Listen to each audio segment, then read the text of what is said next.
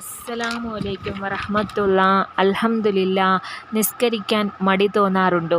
പിന്നെയാവാം എന്ന് മനസ്സിൽ തോന്നാറുണ്ടോ? എങ്കിൽ ഈ കാര്യങ്ങൾ ഒന്ന് ശ്രദ്ധിക്കുക.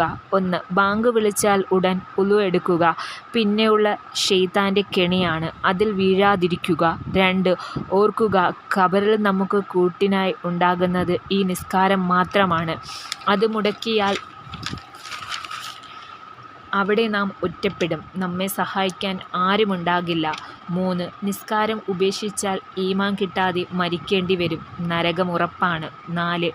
ഈ വക്കത്ത് ഒഴിവാക്കിയാൽ അടുത്ത വക്കത്ത് വരെ ജീവിച്ചിരിക്കുന്നു ആർക്കാണ് ഉറപ്പുള്ളത്? നിസ്കാരം ഒഴിവാക്കുന്നവർക്ക് ആയുസ് ബർക്കത്ത് ഉണ്ടാവില്ല. അതുകൊണ്ട് മടി തോന്നുമ്പോൾ റബ്ബിനോട് കാവൽ ചോദിക്കുക. ദിവസവും സ്വലാത്തുൽ ഫാത്തിഹ ചൊല്ലുന്നത് മടി മാറാൻ നല്ലതാണ്. നിസ്കാരം കൃത്യമായി നിർവഹിക്കാൻ നിങ്ങൾക്ക് സാധിക്കുന്നുണ്ടോ? അസ്സലാമു അലൈക്കും വറഹ്മത്തുള്ളാഹി.